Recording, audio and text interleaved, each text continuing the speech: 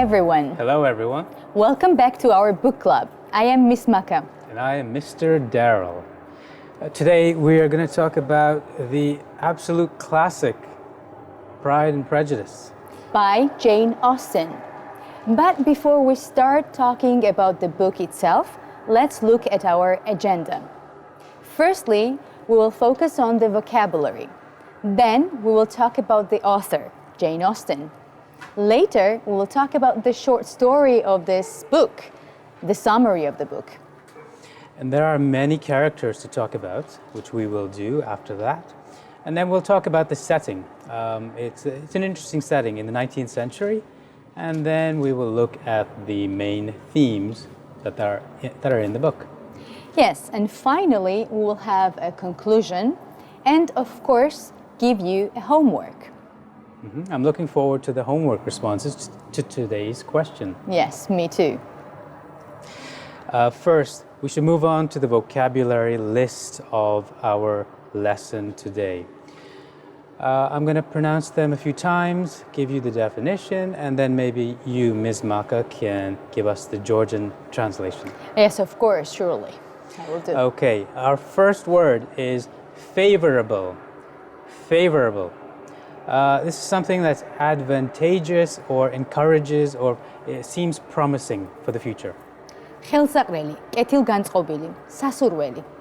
Our next word is posthumously. Posthumously. Something done after a person has died. სიკვდილის შემდეგ. Our next word is sensible. Sensible. Having or using or showing good sense or sound judgment. კეთილგონიერი. Our next word, deceive. To deceive. To be unfaithful to others.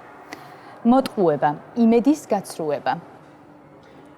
Next word, quick-witted. Quick-witted. Having a nimble, quick, alert mind. საზრიანი, მარჯვე. Our next word is uneventful. Uneventful. Not eventful, lacking in importance, and no striking occurrences. მოვლენების და გამორჩეულობის გარეშე. Our next word is inevitability. Inevitability. The fact that something cannot be avoided or prevented. გარდაუვალობა. And our last word, to abandon. To abandon. To leave something completely, to leave it behind forever. მიტოვება.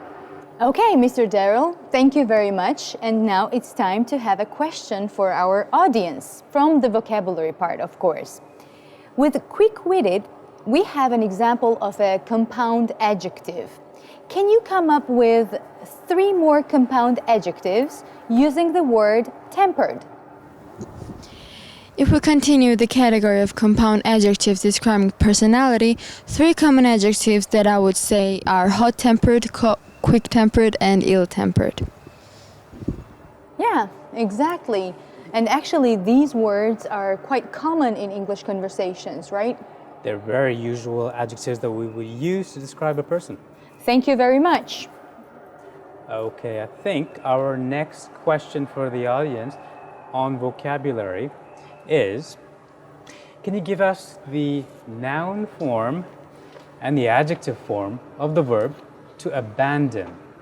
The noun form is abandonment and the adjective form is abandoned. Great, that is exactly the answer I was looking for. Yes, and of course you should always know the word formation to put them correctly in the sentence. It builds up your vocabulary Yes. if you know the word formation Of rules. course. Mhm. Yeah. Thank you very much. Okay, let's move on to the author now. So we are talking about really one of the greatest British writers of all time, Jane Austen.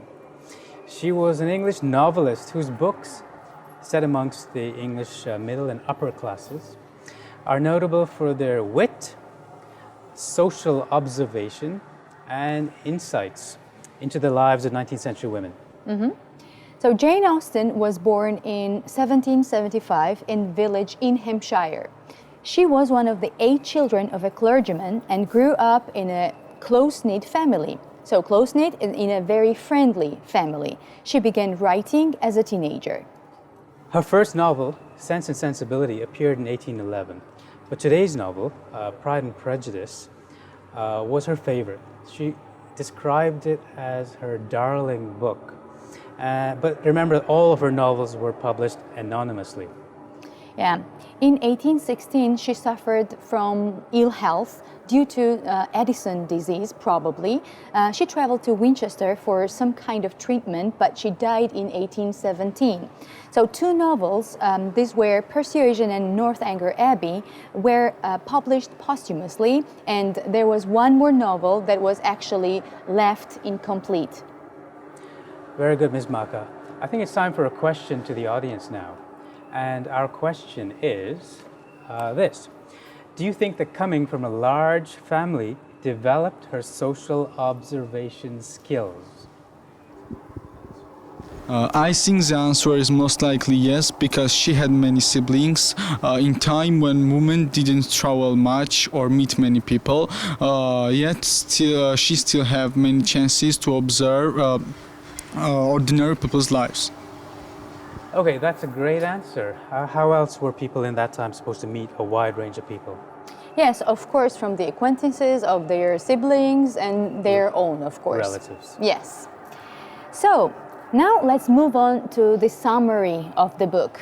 Pride and Prejudice is a story of the Bennett sisters. So there were 5 sisters: Jane, Elizabeth, Kitty, Mary, and Lydia. Their mother wants to marry them to some noble men because they wouldn't inherit their family house. So they kind of needed some kind of care. So when they hear that there is Mr. Bingley, a nobleman, coming to visit in their neighborhood, their mother does everything to make Mr. Bingley fall in love in one of the girls. Yes, and he actually falls in love with Jane, the eldest daughter, and she loves him back. In the meanwhile, his friend, who spends time with him on that holiday, falls in love with Elizabeth, and he makes her a proposal, but she refuses. And his friend is Mr. Darcy. Yes, in fact, she hates Mr. Darcy because a young soldier, Mr. Wickham, told her that Mr. Darcy has some kind of dark history, dark past, so he is not trustworthy. At the same time, Mr. Bingley leaves, abandoning Jane, who finds her hopes deceived. So again, one more time, also Elizabeth is told about Darcy, that this was Darcy who made Mr. Bingley leave, and now Elizabeth has even more reasons to hate Darcy. But later we can see that when Lydia Bennett, the youngest sister, follows Mr. Wickham, Darcy finds them in London and persuades Mr. Wickham to marry Lydia by paying a lot of money. And when Elizabeth hears about Darcy helping her sister, she changes her mind. She realizes that she loves him and accepts his wedding proposal.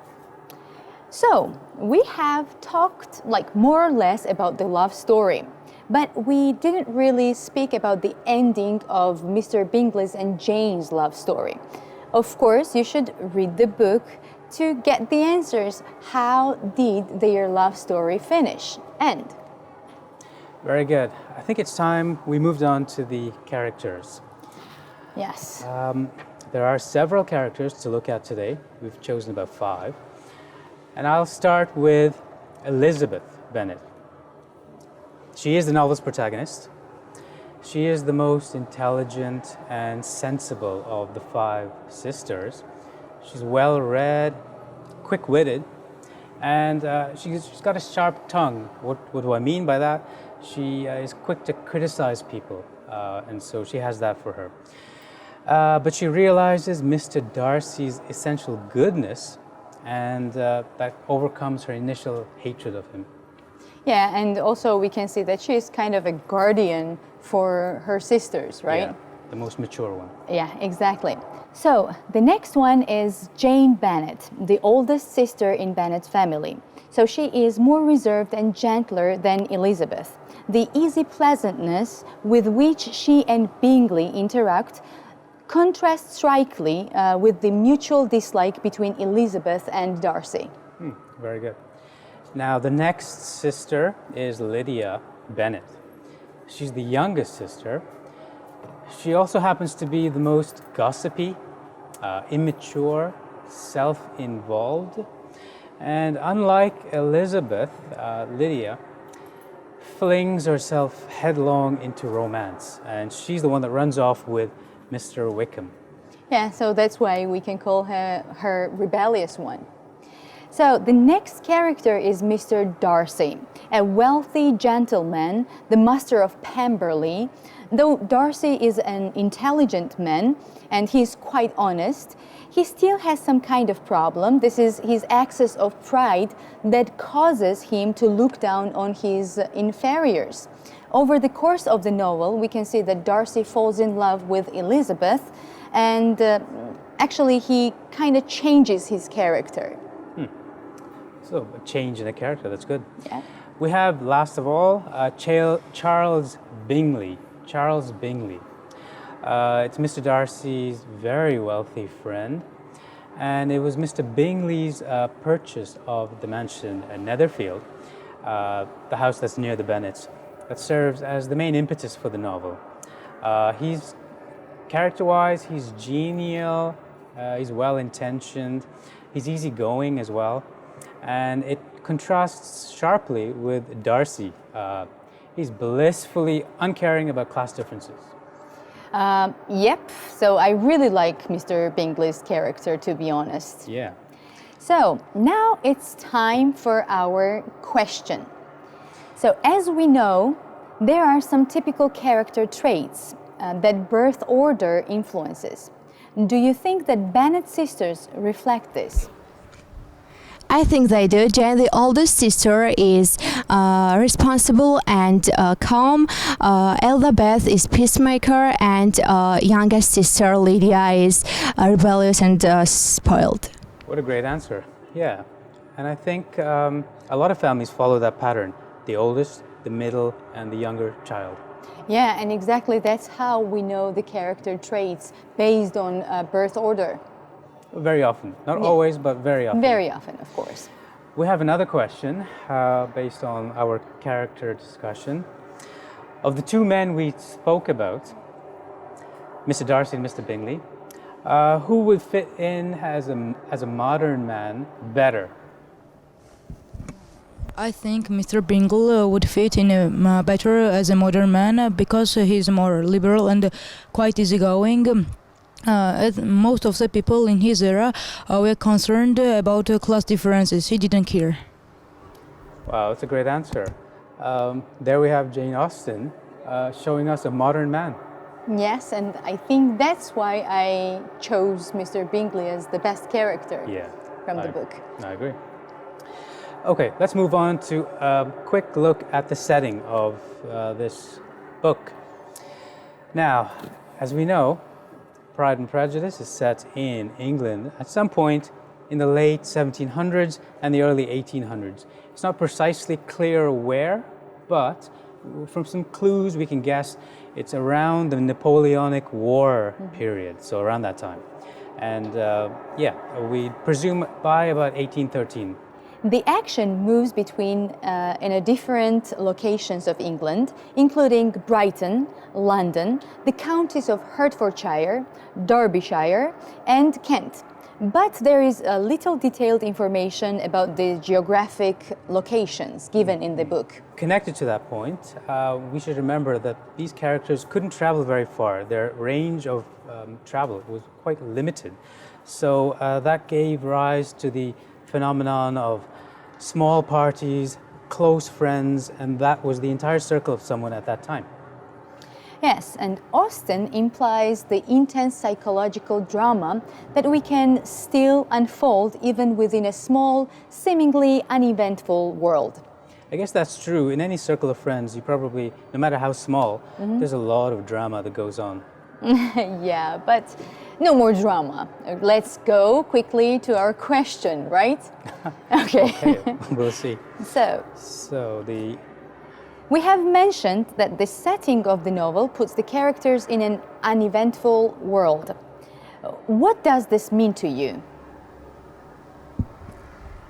For me, an eventual world means having opportunity to experience different things, being stuck in one area and never finding about your limit and who you really are. very good answer. Yeah.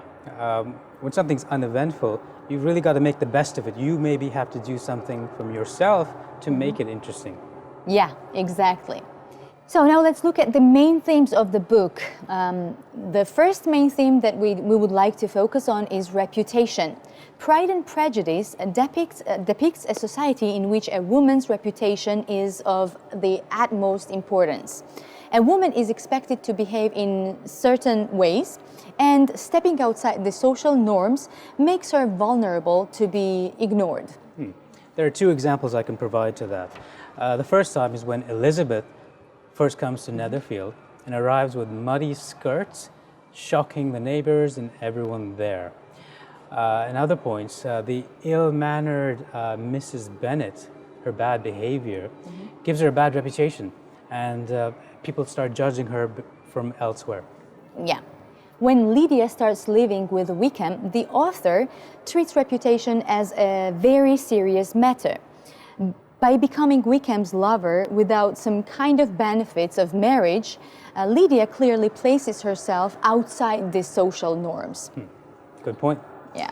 And the happy ending, of course, of Pride and Prejudice is certainly emotionally satisfying, but that question of reputation is unanswered. It's always hanging at the back of the book, so something to think about when we read the book.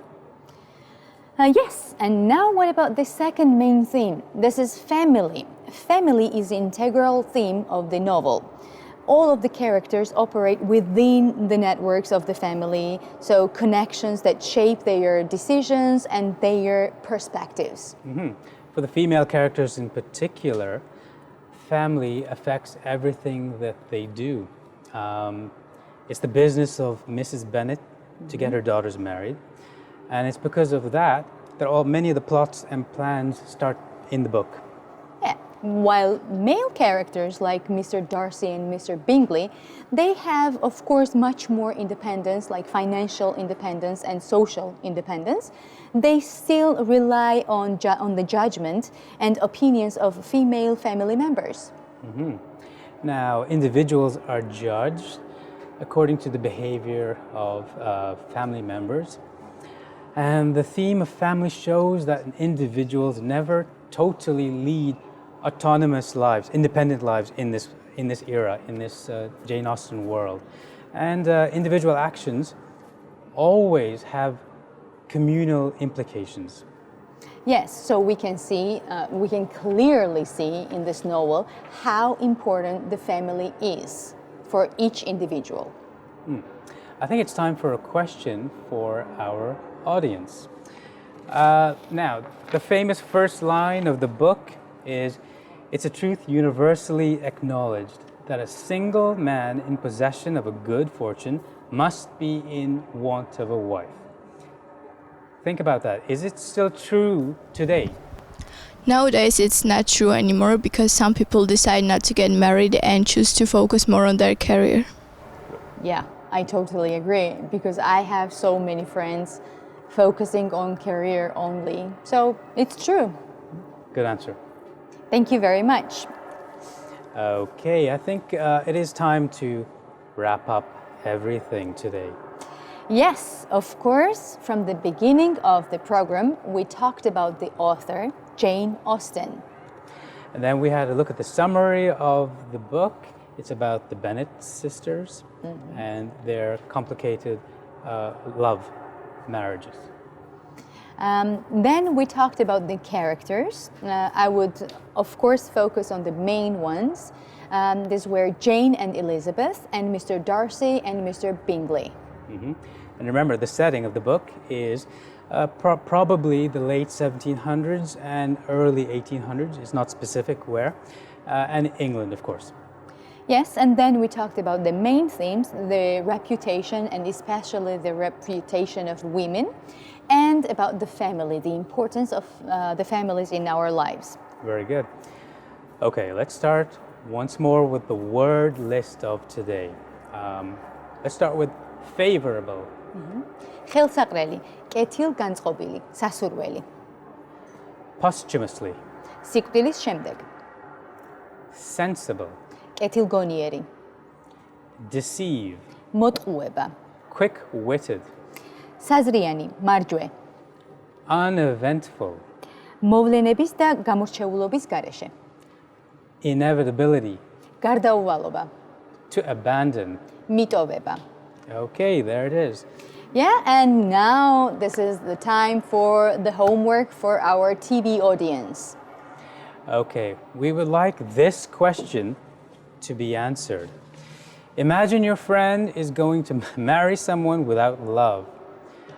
You need to convince him or her that it is not a good idea. What would you say?